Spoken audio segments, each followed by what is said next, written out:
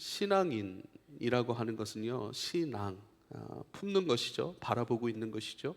내가 믿고 의지하는 것, 그것으로 살아가는 사람이라고 할 수 있겠습니다. 믿음으로 살아갑니다. 우리는 믿음으로 살아갑니다. 결국은 믿음으로 살아가게 되어 있고, 내가 믿는 바 그대로를 기쁨으로 추구하며 내 안에 채우며 살아갑니다. 이 세상을 살아가는 방식이 그러합니다. 세상 사람들은 세상 것을 듣고 세상 것을 품고, 아 맞아, 그게 정답이야. 그러니까 믿음이라고 하는 것은 자기가 정답이라고 생각하는 그 실체입니다. 그리고 그것을 끊임없이 듣고 마음에 품고 그것을 가지고 결정하고 선택하여 살아갑니다. 그 실체가 뭐냐는 거예요. 우린 그리스도 예수님이십니다. 예수님의 삶, 그가 우리에게 베풀어 주던 은혜인 복음이고, 또 복음이 펼쳐지는 그 하나님의 나라, 그것이 우리가 마땅히 추구하고 바라보고 소망하고 배워가고 내 안에 채워가고, 채울 뿐만 아니라 그것을 이야기해낼 수 있는 것. 할렐루야. 그러니까 우리가 어떤 이야기를 하더라도 다른 것들을 어떤 판단하고 정죄하는 것들을 피해야 합니다. 그리고 논쟁적인 것들을 피해야 합니다. 논쟁이란 뭡니까? 어떤 결과를 아직 확실하게 지니지 않은 거예요. 그러니까 성경적으로든 어떤 것으로든 결과를 확실하게 가지지 않은 것, 그것에 대해 끊임없이 얘기하는 것을 논쟁이라고 얘기를 합니다. 그러니까 뭐 성경에 뭐 11조를 드려야 되냐 말해, 이런 얘기하지 말라는 거예요. 그런 얘기하기 전에 내가 예수 그리스도를 고백하고 있는가를 여러분 잘 보실 수 있기를 부탁을 드립니다. 할렐루야. 그거 지식을 쏟아내는 것이 아니라 내가 받은 그리스도의 사랑, 내가 지금 머물고 있는 그리스도의 평안, 나를 둘러싸고 있는, 에워싸고 있는, 죽음도 끊어낼 수 없는, 그 어떤 것도 건들 수 없는, 취소시킬 수 없는 나를 향한 주님의 사랑하심, 붙드심, 그 인자하심, 선하심으로 끊임없이 나를 선대하시고 나에게 상을 베풀어 주신 하나님의 공급 속에, 치우심 속에 그분과 동행함의 그 기쁨들을 나는 고백하고 있는가라고 하는 것이죠. 믿음은 그런 것입니다. 믿음의 사람들은 믿는 바대로 살아갑니다. 우리 세상을 한번 우리가 살아가게 된 그런 이 세상을 한번 볼게요. 세상은 어떠합니까? 세상에 대하여 우리가 결정할 수 있는 부분은 또 뭡니까? 아까도 우리가 계절을 계절을 우리가 선택할 수 있습니까? 다가오고 있는, 특별히 사계절이 뚜렷한 우리나라는 너무 좋은 것 같아요.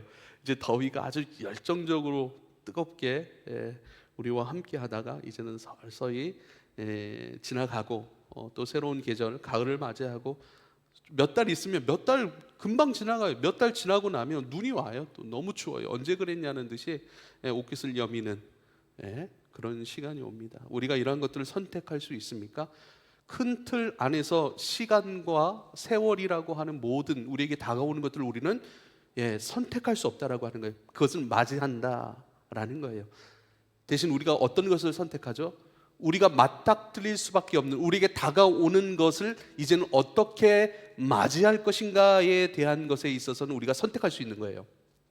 그러니까 다가오는 모든 것, 지금 우리는 어떤 시간을 맞이하고 있죠? 대부분의 우리 젊은이 성도는 중고등, 청소년 시절을 지나 이제는 청년의 시간으로 지나가 대학 생활을 하고 있잖아요. 우리 세월이 우리를 그렇게 맞이하고 있어요. 세월에 따라 사회적 규범으로, 질서로 한 인생이 흘러가는 것에 필요한 모든 것들을 과정으로, 시스템으로 만들어 놨잖아요. 그 과정 속에 우리는 그대로 지나가고 있는 것입니다. 이제는 어떻게 대학 생활을 할 것인가, 이 문제는 우리죠. 우리가 선택해야 될 것이죠. 그러니까 인생에는 수동성이 있고 능동성이 함께 가고 있는 거예요. 내가 전부 다 선택하겠다? 어리석은 거예요. 그러니까 어떤 틀 안에서의 선택인 것이고 어떤 틀 안에서의 결정인 것입니다. 다가오는 세월의 모든 것들은 우리가 이길 수 없고 우리가 바꿀 수 없다는 사실입니다. 그렇지 않습니까? 이 청년기가 지나면 이제는 직장 구해야죠. 직장을 구하고 나면 이제는 결혼해야 되죠. 결혼하면 이제 뭐 어떤 다른 차원의 계획들이 있죠. 자녀를 낳아야죠. 낳으면 끝납니까? 길러내야죠. 기르면 끝납니까? 보내버려야죠. 자기 인생을 살아갈 수 있도록 잘 양육하고 키워서 보내버려야죠. 그러니까 우리는 세월이라고 하는 시간표 속에 우리가 있으면서 그것을 우리가 바꿀 수는 없다는 거예요. 우리 가운데 주어지고 다가오는 것들을 바꾸려고 하는 것처럼 어리석은 일은 없습니다. 그 가운데 이제는 우리가 어떻게 그것을 살아갈 것인가, 그 세월 안에 그 모든 우리 가운데 다가오는 것 안에 담겨있는 보물과 같은 하나님 나라의 그 은혜들을 어떻게 우리가 만나갈 것이고, 또 시련도 있죠. 어려움도 있죠. 고통도 있죠. 내가 원치 않았어요. 근데 원치 않은 것 가운데 내가 만나야 될 것들이 있고 감당해야 될 것이 있습니다. 세상을 한번 보십시오. 내가 아무리 선하게 살고자 할지라도 그 선함이 흘러가지 않을 수도 있어요. 왜요? 여전히 죄성, 우리 안에 죄성이 다 있죠. 죄성이 없는 사람은 없습니다. 근데 그 죄성을 우리는 제어할 줄 알잖아요. 죄성을 다룰 수 있는 사람들이잖아요. 왜요? 그것을 분별해낼 줄 알아요. 주님의 것을 알고, 세상의 것을 알고, 자아의 것을 알고, 마귀적인 것을 알고, 아버지의 것을 알고, 성령의 것을 아니, 이것들을 우리는 컨트롤하려고, 그것을 배우려고 하는 것이고, 그것을 훈련하는 경건의 실천과 연습 속에 우리는 살아가는 자들이기 때문입니다. 근데 죄성이 많은 사람들, 그것을 걸러냄 없이 그대로 행하는 사람들로 말미암아 내가 원치 않은 것들을 행할 수도 있고 걸려 넘어질 수도 있는 것이죠. 나는 선함으로 영향을 끼치고 싶은데 이미 악한 사람들이 이뤄놓은 것, 뿌려놓은 것들, 그것들이 사회 구조적인 어떤 시스템이 되어서 나도 모르게 악한 일에 참여하는 경우도 있습니다. 그렇지 않습니까? 그래서 늘 우린 깨어 있어야 합니다. 다가오는 모든 것을 우리가 바꿀 수는 없어요. 그러나 나는 바꿀 수 있다는 것, 그것을 어떻게 맞이할 것인가, 그 안에 있는 하나님의 나를 어떻게 추구할 것인가 라고 하는 내 마음의 자세와 신앙적 태도는 우리가 바꿀 수 있다라고 하는 것을 꼭 기억할 수 있길 바랍니다. 그런 의미에서 삶은 얽혀 들어가는 것입니다. 내가 원치 않은 어려움도 만날 수 있어요. 원치 않는 고난도 당할 수 있습니다. 그것이 우리의 인생입니다. 그래서 기도가 상황을 바꿔달라는 기도, 참 간절한 기도일 수 있습니다. 그러나 상황을 바꾸기는 참 어렵습니다. 그래서 나를 바꾸는 기도가 훨씬 더 하나님 앞에 합당한 기도가 될 수 있습니다. 그러나 상황을 주님 앞에 끊임없이 내어 맡기는 기도로 여러분 행하십시오. 모든 것의 주인, 모든 것을 통치하고 다스리시는 분이 하나님이시기 때문입니다. 그러나 그것은 하나님이 행하실 일들이고, 이제는 우리가 해야 될 일들은 나를 바꿔가는 일들, 지혜롭게 하나님의 것으로 내 안에 담겨져서 하나님의 것으로, 하늘의 지혜로 말하고 선택하고 결정하는 그 일들 안에 여러분 우리가 함께 달려가야 합니다. 그렇게 삶은 얽혀 들어가는 것입니다. 얽혀 들어가는 삶을 그대로 나타내는 말씀이 어디 있습니까? 바로 요셉을 보면 우리가 알 수 있습니다. 요셉은요, 자기가 원치 않았지만 많은 고난 속에 그의 인생을 살게 되었습니다. 아버지의 편애를 받았지요. 근데 그 아버지의 편애 속에서 만족하고 기뻐하고 잘 채워지고 건강하게 자라가면 얼마나 좋습니까? 사랑받는 인생, 그것이 얼마나 복인 줄 모릅니다. 근데 그 사랑받는 그 인생으로 살아감, 그 사랑받은 그 편애함 때문에 오히려 형들의 시기를 받고요, 형들로부터 버림을 당합니다. 거의 죽기 직전의 모습으로 버림을 당하죠. 그러나 그곳에서 또 보디발의 하인으로, 그렇게 노예로 팔려 들어가게 됩니다. 그런데요, 참 감사한 것은요, 요셉은 어떤 상황에 놓여 있든지 요셉이었다는 사실입니다. 보디발의 노예로 끌려가 그 집안의 일을 도맡아 하는 그 일들 가운데 요셉으로서 열심히 성실함으로 감당했다라고 하는 것입니다. 요셉은 요셉이었어요. 어려움을 만나나 팔려가나 어떤 위기에 있어도 요셉은 요셉이었습니다. 그런데요, 끊임없이 그 집안에 충성하여 자기 아내 외 집안에 있는 모든 것들을 운영하는 그런 자리까지 오르게 됩니다. 그런데요, 그 보디발의 아내가 계속 유혹을 하죠. 계속 유혹을 합니다. 계속된 그 유혹을 뿌리칩니다. 뿌리칩니다. 나중엔 도망가 버리죠. 도망가다가 겉옷을 빼앗겨 버립니다. 요셉은 어떤 상황에 있든지 요셉입니다. 그렇게 정직하게 하나님 앞에 합당함으로 반응을 했으면 우리 생각으로는 그의 인생이 잘 풀려야 돼요. 근데 오히려 요셉은 하나님 앞에 합당한 것, 하나님 앞에 살아감, 언제 어떤 상황이든지 요셉의 길 포기하지 않았던 요셉은 요셉이었던 그 인생이 가져온 결과는요, 감옥이에요. 감옥. 잘 되어야 되는데 오히려 잘 풀리지 않았어요. 세상적인 관점으로 보면 그렇죠. 그가 빼앗긴 그 겉옷, 오히려 그것은 하나님 앞에 자기의 합당함, 보디발에게 있어서는 그것이 보디발의 집안에 있어서의 충실함을 상징하는 것이 겉옷이잖아요. 나는 유혹에 넘어가지 않았습니다. 그것을 뿌리치고 도망쳤습니다라는 거예요. 그 겉옷이 증명하는 것이 요셉의 정직이에요. 요셉의 하나님 앞에서의 의로운 삶이었어요. 근데 오히려 그 겉옷이 어떻게 해요? 감옥에 잡혀 들어갈 단서가 돼버리는 거예요. 보디발의 아내는 그것을 속이죠. 이가 나를 겁탈하려고 했다. 그 증거가 여기 있다라고 얘기를 하고 그 겉옷을 가지고 하나님 앞에 의로운 증거물이었던 그 겉옷을 가지고 오히려 그가 의롭지 못한 자들이 들어가게 될 그 감옥으로 들어가 버립니다. 그러나 그곳에서도 요셉은 요셉이었습니다. 충실하였습니다. 그리고 끊임없이 꿈으로 말씀하신 하나님으로 말미암아 하나님이 꿈으로 담아놓으신 것들 있죠? 그것을 말할 뿐이에요. 전달자였어요. 그것을 잘 듣고 그것을 잘 담아내고 그것을 얘기해 주는 사람.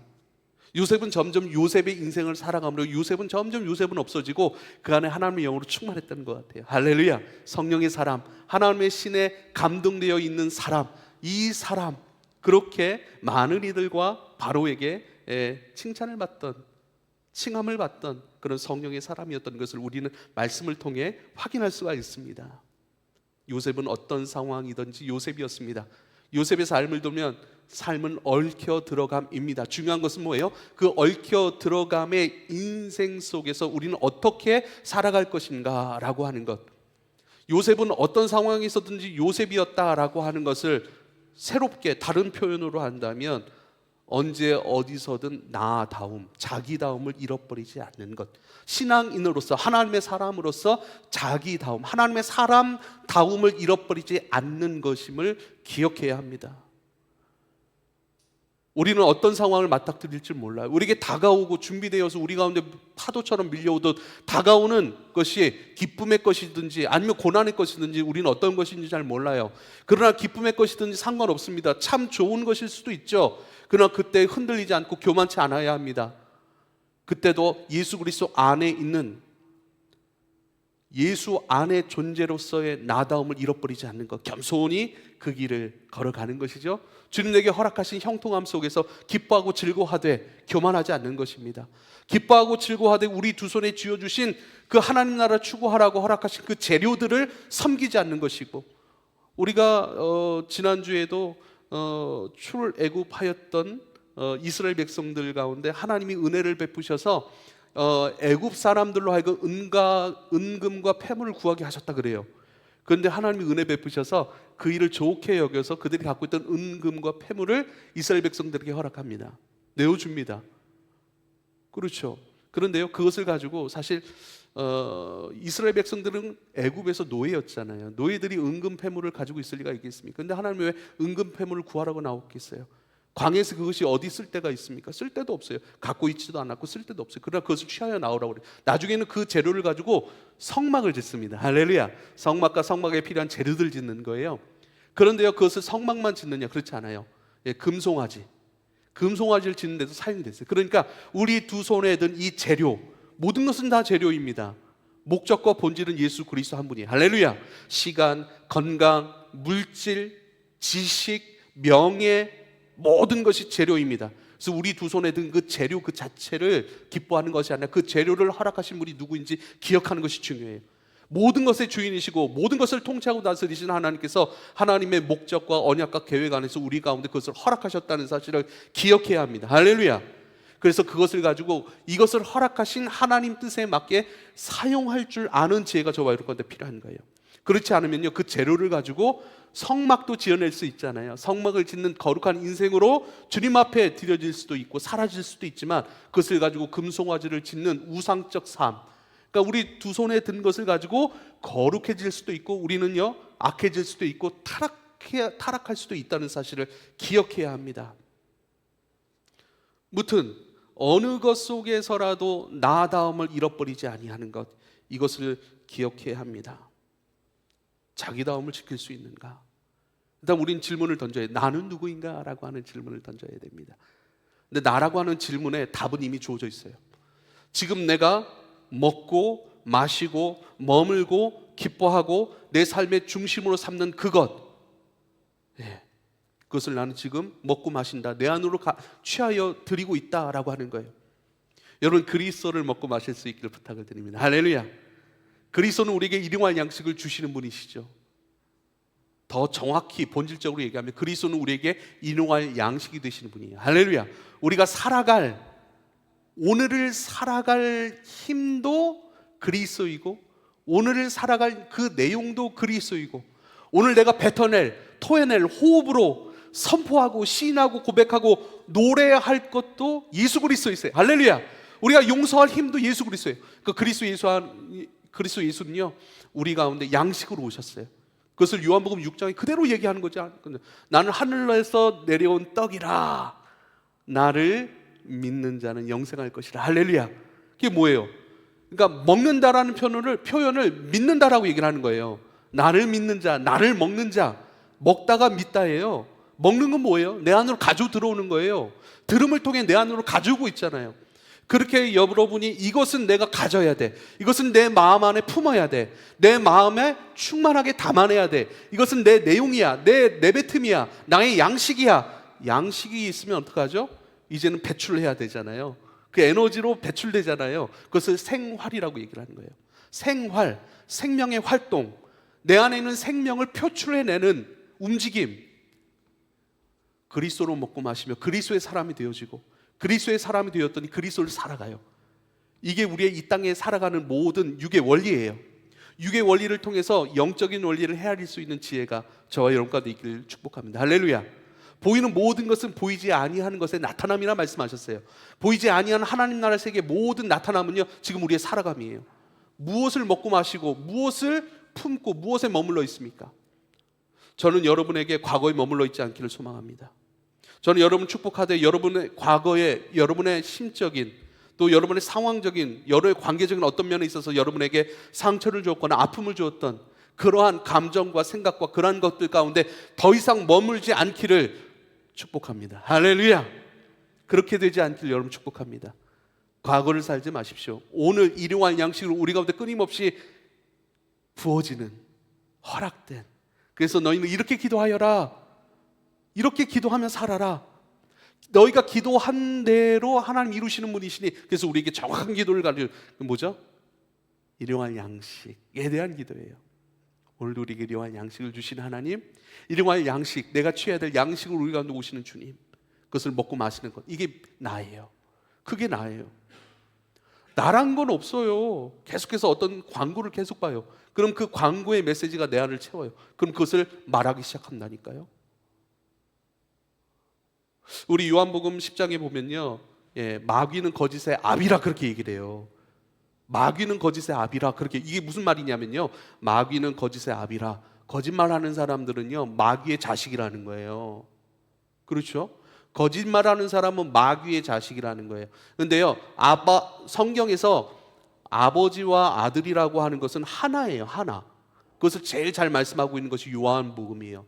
근데 우리가 거짓의 아비는 마귀인데, 마귀처럼 거짓말을 해요. 거짓의 인생을 살아요. 진리가 없는 인생이 거짓입니다. 거짓말하는 게 얘기하는 게 아니라, 속이는 게 아니라, 진리가 없음이 거짓이에요. 생명 없음이 허무예요. 아무것도 없음이에요. 허영 그러잖아요. 생명 없는 삶을 꿈꾸는 거, 그거 없는 거예요. 그것은 주님 앞에 열매가 되지 않아요. 없는 거예요. 잠시 안개와 같이 보이다가 사라지고 말, 허영이에요. 진리가 없으니 허영의 세상을 살아요. 생명이 없으니 사망을 살아가요. 그게 마귀의 자식이라는 거예요. 근데 그것을 말해요. 그것을 살아가요. 너는 거짓의 아비인 마귀처럼 말하는구나, 마귀처럼 살아가는구나 라는 거예요. 그러니까 그것은 뭐냐면 점점점 그것에 익숙한 거예요. 진리가 없는 삶, 진리 붙들고 있지 않는 삶에 익숙해져 가는 거예요. 그래서 봐요, 나는 난데 내가 없어지고 마귀의 자식으로서의 나만 존재하게 되는 거예요. 그래서 마귀의 존재를 나의 존재로 살아가는 거예요. 마귀의 말을 내가 해버려요. 근데 그것이 내 말이 돼버렸어요. 내가 마귀화가 돼버린 거예요. 생명 없고 어둠에 장악되고 사망에 붙들리고 끊임없이 불안하고 초조하고 뭔가를 빼앗고 허무는 인생으로 간다는 것이죠. 사랑하는 여러분, 우리는 어떻게 자기다움을 가질 수 있는 것인가? 그리스도를 먹고 마시는 사람으로서의 자기. 그것을 지켜야 합니다. 특별히 여러분 앞에 그 자기다움을 가질 수 있는 것, 그리스도를 끊임없이 먹고 마시며 그렇게 빚어져야 된다라고 하는 것을 지금 말씀드렸습니다. 그러려면 어떻게 해요? 이제는 우리가 먹고 마셔야 될 내용이라고 얘기를 해요. 그것을 참 신약에서는요, 지금 십계명에 대한 말씀을 좀 드리고 싶어서 그래요. 하나님의 명령, 강령이라고 얘기를 합니다. 그것을 마태복음 22장에는요 하나님 사랑과 이웃 사랑이라, 이것은 온 율법과 선지자의 강령이니라 이렇게 얘기를 합니다. 강령이라고 하는 표현을 씁니다. 강령이라고 하는 것은요, 별이 강자를 쓰더라고요. 별이 강. 별이가 뭔가 그물을 던지잖아요. 그물을 던지면 그물 안에 고기가 탁 잡혀 있어요. 근데 그 잡혀 있는 그물을 쫙 잡아당기는 게 있어요. 그러니까 잡혀 있는 물고기를 끌어당기는 그 중심이 되는 그 줄을 별이라고 얘기를 하더라고요. 저도 이번에 알았거든요. 강령, 이 한자를 찾다 보니까 영이라고 하는 것은 명령할 때 명, 음성명 이렇게 얘기를 해요. 그러니까 우리 인생의 중심이 되고 뿌리가 되는 어떤 이야기, 어떤 내용, 내가 생명으로 삼고 중심으로 삼고 내가 잃어버리지 않으면 내가 지켜야 될 어떠한 가르침, 어떠한 가르침의 내용들, 그 스토리, 그 중심이 되는 내 삶의 생명이 되고 중심이 되고 내 삶에 끊임없이 겨울이 인생의 봄이든 여름이든 가을이든 겨울이든 상관없이 기쁠 때나 슬플 때나 고난의 때나 승리의 때나 상관없이 내가 끊임없이 붙들고 살아가는 것, 내 생명으로 여기는 것, 내 삶의 내용으로 내가 가져와야 될 중심의 것, 내 안의 중심의 것, 그걸 강령이라고 얘기를 해요. 그러니까 이스라엘 백성들에게 십계명을 주시거든요. 그 십계명은 곧 강령이래요. 강령. 온 율법과 선지자의 강령. 하나님께서 그리스도인들, 그리스도를 믿고 따라가는 이들에게 주시는, 언제라도 잃어버리지 말고 삶의 중심의 내용, 너의 생명, 목숨, 온 힘을 다해 지키고 추구해야 될 중심의 내용, 스토리, 그것이 결국 우리를 만들어내는 것이죠. 강령이 있는가를 봐야 되는 거예요.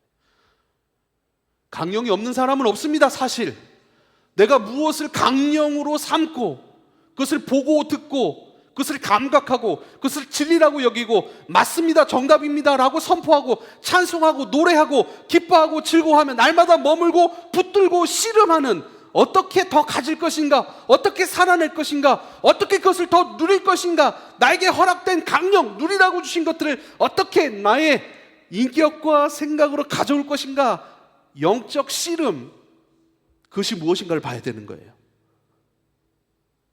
그 강령이 뭐냐는 거예요. 주님이냐는 얘기예요. 주님의 말씀이냐는 거예요. 언제라도 내가 지쳐 쓰러질 때라도, 내가 죽으면 죽었지 내가 쓰러질지언정 이거 포기하지 않고 이것을 내 마음에 지니고 마음으로 느끼고 날마다 내 입술로 토해내고 말하기 위하여 배우고 깊이 내 삶으로 인격으로 가져갈 그 강령이 뭐냐는 거예요. 그 강령이 하나님의 말씀이냐는 거예요. 말씀하시는 하나님이냐는 거예요. 아니면 세상이에요? 아니면 이렇게 사는 것이 행복입니다, 이렇게 사는 것이 만족입니다 라고 하는 어떤 세상적 가르침인가요? 아니면 끊임없이 내 속에서 거짓의 아비인 마귀가 속삭이는, 가룟유다에게 예수를 팔 생각을 집어넣었더라 라고 분명히 영적인 그런 보이지 않는 영적인 세상을 드러내셨잖아요. 예수님께서 마귀가 가룟유다에게 예수를 팔 생각을 집어넣었더라. 마귀가 끊임없이 우리 가운데 생각으로 집어넣는 그 어떤 것을 내 강령으로 삼아야 돼요? 이겨야 해, 더 가져야 해, 빼앗기지 않아야 해. 그 강령은요, 전혀 예수님께서 그 진짜 피를 토하는 것이죠. 생명을 쏟아내며 우리 가운데 나 너 이렇게 사랑해, 너에게 나는 이러한 존재야라고 이렇게 뜨겁게 말씀하셨는데도 그 강령, 세상적 강령과 마귀적 강령을 가지고는요, 그 세계관을 가지고는요, 예수의 그 사랑과 희생이 나와 무슨 관계야, 아무런 상관없는 것처럼 받아들여진다니까요. 그러므로 내가 지금 가지고 있는, 소유하고 있는, 내가 머물고 있는 강령이 뭐냐, 그 실체를 여러분 잘 보셔야 합니다. 그러나 늘 우리에겐 기회가 있어요. 이 말씀은 기회예요. 나의 강령이 잘못됐군요. 다시 수정합니다. 다시 교정합니다. 바르게 우리 주님의 것을 끊임없이 사랑으로 인내로 공급하시는, 어제나 오늘이나 영원토록 동일하시는, 나에 대하여 관심과 사랑과 나를 향하신, 나에게 넌 이러한 존재야라고 말씀하셨던 로마서 5장 8절에 그대로 예수 그리스도 그 십자가, 우리를 향한 아버지 하나님의 사랑의 확증이라 말씀하신 그대로 하나님 우리를 얼마나 사랑하세요? 예수 그리스도 십자가를 보라, 그 말씀 아니겠어요? 그것을 통하여 날마다 확인하는 것, 그리로 돌아갑니다 라고 하는 것. 근데 항상 전부가 넘어가지는 않아요. 전부가 변질되지는 않아요. 조금씩 변질되다가 주님을 떠나버린 부분이 있습니까? 내가 놓치고 있는 부분이 있습니까? 내가 세속화해버린 부분이 있습니까? 그 부분이 있다면 내 일터에 있어서, 가정에 있어서, 사람들 대하는 방식에 있어서 가지지 않는 사람들을 대하는 방식과 가진 사람을 대하는 방식이 달라버려요. 공평해야죠. 하인들아, 네 상전들아, 내 하인들에게 공평함을 행하라, 그렇게 말씀하십니다. 골로새서 말씀에 공평함으로 행하라. 끊임없이 그리스도의 은혜 가운데 머무르고 그 머물러진 그 은혜를 가지고 살아가는 것, 그것처럼 주여, 주님의 말씀이 내 강령이 됩니다. 주님의 말씀이 내 살아갈 줄기가 되고 내용이 되고 그것이 내 중심이 되어 그것을 얻고 또 풍성이 얻고 그것으로 빚어지며 그것으로 살아갑니다. 언제든지 어떤 고난과 어떠한 장애물이 놓여진 그 상황 속에서라도 자기다움, 나다움, 그리스도의 사람다움을 잃어버리지 않습니다 라고 하는 것들, 이것을 이 지점으로 함께 달려가는 것이 너무나도 중요합니다. 그러면 강령이라고 하는 것은 주님의 것을 내 안으로 가져오고 내 생명과 내 삶 중심의 스토리로 삼아야 되는데, 그것은 듣는 거라고 말씀합니다. 우리가 잘 알듯이 로마서 10장 10절은 뭐죠? 믿음은 들음에서 나고 들음은 그리스도의 말씀이니이다 그래요. 강령은 듣는 거예요. 강령은 내 밖에 있는 것을 내 안으로 가져와 그 강령화, 예를 들면 그리스도를 듣습니다. 그리스도를 듣고 들으며 그리스도화 되어가는 것, 내 생각과 인격들이 그래서 우리는 들을 길을 주소서라고 기도해야 돼요. 이사야 40장입니다. 이사야 40장 4절 5절 6절까지 볼 텐데 이렇게 말씀하세요. 주 여호와께서 학자들의 혀를 내게 주사 나로 곤고한 자를 말로 어떻게 도와줄 줄을 알게 하시고 아침마다 깨우시되 나의 귀를 깨우치사 학자들같이 알아듣게 하시는도다. 이 말씀의 전제는 뭐예요? 우리 가운데 끊임없이 말씀하시는 하나님이에요. 끊임없이 우리를 가르치시는 하나님이시고 우리 가운데 당신의 메시지를 허락하시는 하나님이라는 거예요. 하나님을 들을 수 있는 귀를 깨워주소서. 내 귀가 잠들지 않게 하소서.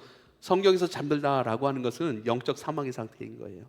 그래서 예수님이 제자들 가운데 골고다 언덕에서 기도하실 때 어찌하여 잠들었느냐, 한시도 깨어 있을 수 없더냐, 깨어 기도하라 말씀하십니다. 깨어 기도하라.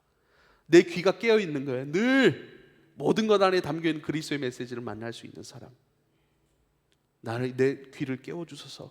말씀하시는 하나님, 메시지를 주시는 분, 끊임없이 나를 빚어가시는 그 일에 있어서 주무시지 아니하시는 분, 나를 붙드시는 그 하나님, 그분을 듣는 것, 나의 귀를 깨우치사 학자들같이 알아듣게 하시도다 그래요. 5절, 주 여호와께서 나의 귀를 여셨으므로 내가 거역하지도 아니하며 뒤로 물러가지도 않게 됩니다 그래요. 여러분, 이 말씀을 붙들고 기도하십시오. 신의 자매, 이 말씀을 한 주간 붙들고 기도하십시오. 귀를 열어주십시오. 내 귀를 깨워주소서. 6절을 한번 보세요. 참 갑자기 듣는 얘기를 하다가 고난에 대한 얘기를 하세요. 나를 때리는 자들에게 내 등을 맡기며 나의 수염을 뽑는 자들에게 나의 뺨을 맡기며 모욕과 침뱉음을 당하여도 내 얼굴을 가리지 아니하였느니라. 내 얼굴을 가리지 아니했다라고 하는 것은요, 그 고난, 그 때림, 그 모욕, 그 수염을 뽑는 모든 수치의 행동들을 내가 거절하지 않았다는 거예요. 그것 가운데 내가 피하지 않았다는 거예요. 그것 가운데 거짓의 아비의 말을 듣고 변명하거나 그것들을 외면하거나 그것들 가운데 내 안에 있는 그리스도를 포기하지 않았다는 거예요. 이거 그리스도의 고난에 대한 말씀이에요. 그리스도의 고난은요, 질질 끌려가는 고난이 아니었어요. 사명이었어요. 당당함으로, 내가 가야 할 길, 두렵지 않은 건 아니었겠죠. 그러나 그 두려움을 인정한 거예요. 그러나 내가 감당해야 될 것을, 그 죽음을 내가 맞닥뜨리고 내가 짊어져야 하는 것으로 그 사랑의 책임으로 가져와 버리시는 거예요. 외면하지 않았다는 거예요. 자, 그러면 4절에 보세요. 나로 내 혀 들을 귀를 주시고 그 들을 귀를 통해서 날마다 아버지의 말씀을 듣고 깨달으니, 그 깨달음 가운데 어떤 고난이 와도 그것을 외면치 않고, 우린 고난 때문에 하나님 부정하는 일이 너무 많아요. 하나님 왜 우리한테 이런 고난을 주세요? 물론 우리 연약함 속에 탄식할 수 있죠. 탄식하더라도 여러분, 주님 안에서 탄식하십시오. 그러나 이것은 주님을 부정해버리는 수준이에요.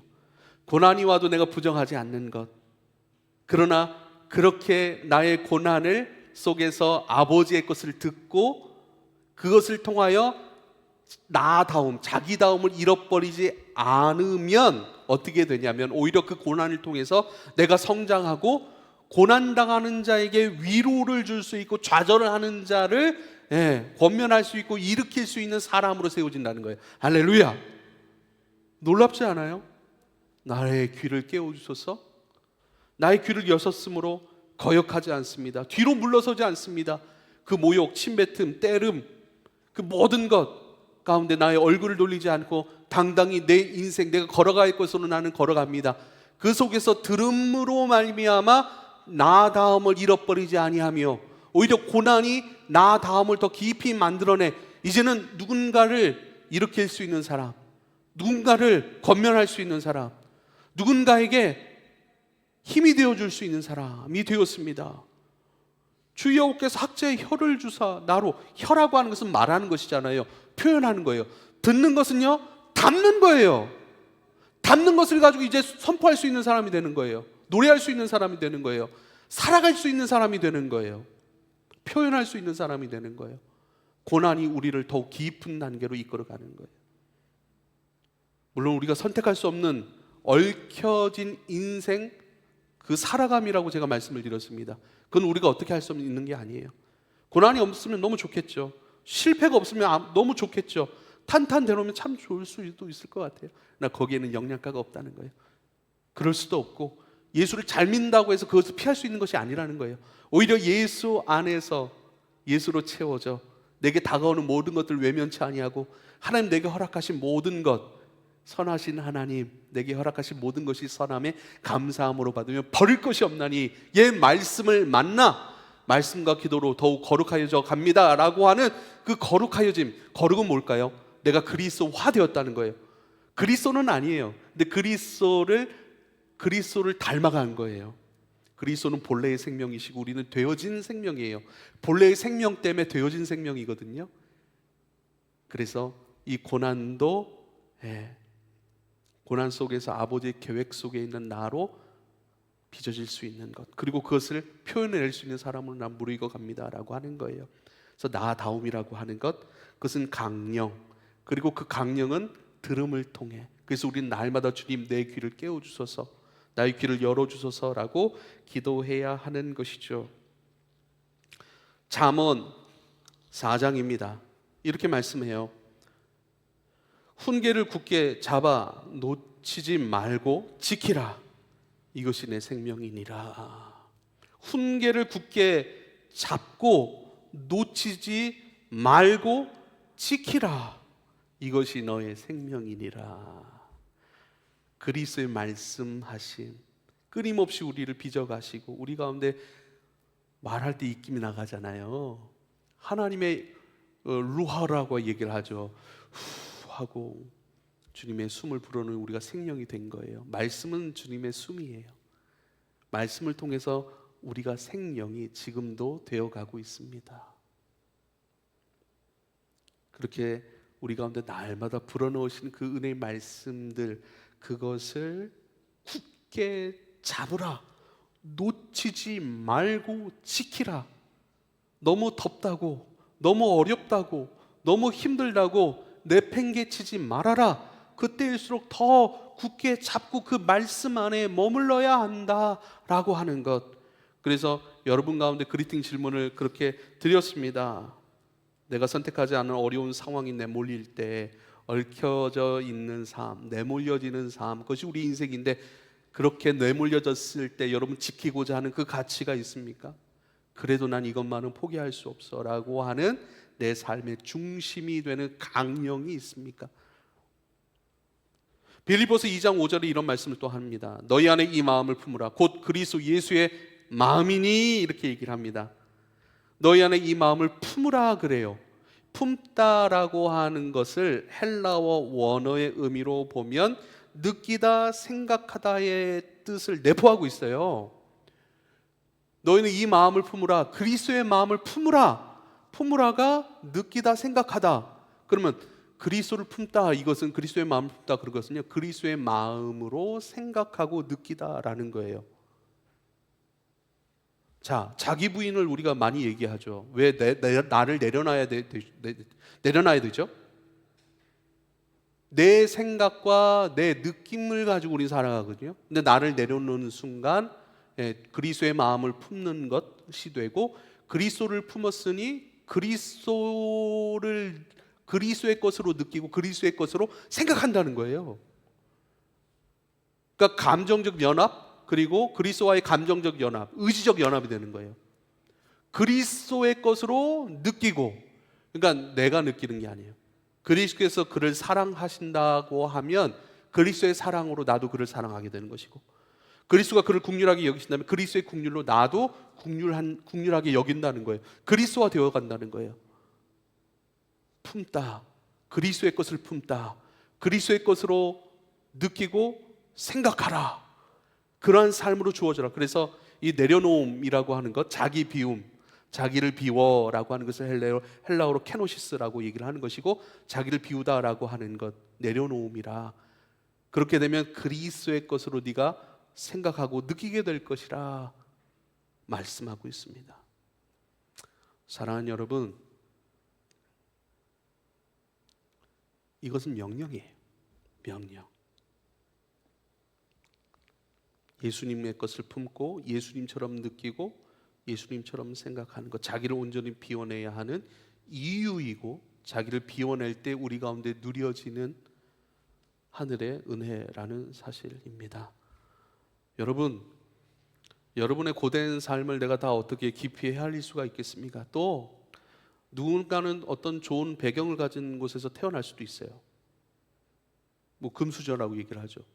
근데 금수저라고 해서 그가 맞닥뜨려야 될 인생이라고 하는 시간표 속에서 그 맞닥뜨려야 되는 고난이 없다는 게 아니라니까요. 각자의 고난이 있고 각자가 감당해야 될 사명이 있고 하나님 나라가 있는 거예요. 다 각자의 것이 있는 거예요. 다 달라요. 제가 감당해야 될 고난이 있고요. 어떤 사람은 물질적 고난이죠. 어떤 사람은 관계적 고난이에요. 어떤 사람은 건강적인 고난이 있어요. 어떤 사람들은요 심적인 고난도 있습니다. 다 다릅니다. 다 달라요.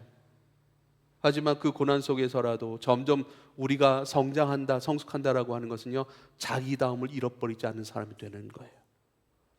자기다움을 잃어버리지 않는 비결은 뭐죠? 주님을 품는 거예요. 주님의 말씀, 그것이 내 삶의 강령이 되어 어떤 상황 속에서라도 잃어버리지 않습니다. 이것을 내가 지켜갑니다. 이것을 지켜가기 위해 지킬 수 있는 힘이 없잖아요. 그래서 우리 기도해요. 이사야 50장 4절 5절의 말씀처럼 기도해요. 주여, 나로 하여금 당신의 생명과 하나님 나라의 그 강령들, 그것을 빼앗기고 잃어버리지 않도록 내 귀를 깨워주소서. 나에게 들을 귀를 허락하소서.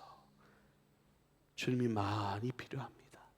주님으로 담습니다. 주님이 말씀하시고 주님이 당신을 내게 일용할 양식으로 기름 부으시니 주님을 향하여 내 심령의 귀와 눈을 개방하고 그것을 바라보고 그것으로 내 안을 채워갑니다. 사람은 그 안에, 마음 안에 있는 그것을 살아가기 마련이니까요.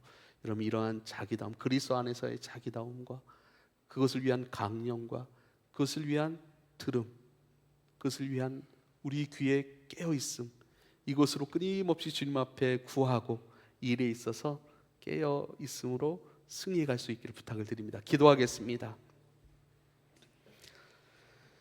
아버지요, 이러할 수도 있고 저러할 수도 있고 또 우리가 예상치 못한 여러 가지 우리 가운데 다가오는 인생의 것들을 만날 수도 있지만 나는 주님을 포기할 수 없습니다. 그러나 내 안에 주님을 지킬 수 있는 힘과 능력은 내 안에 없습니다.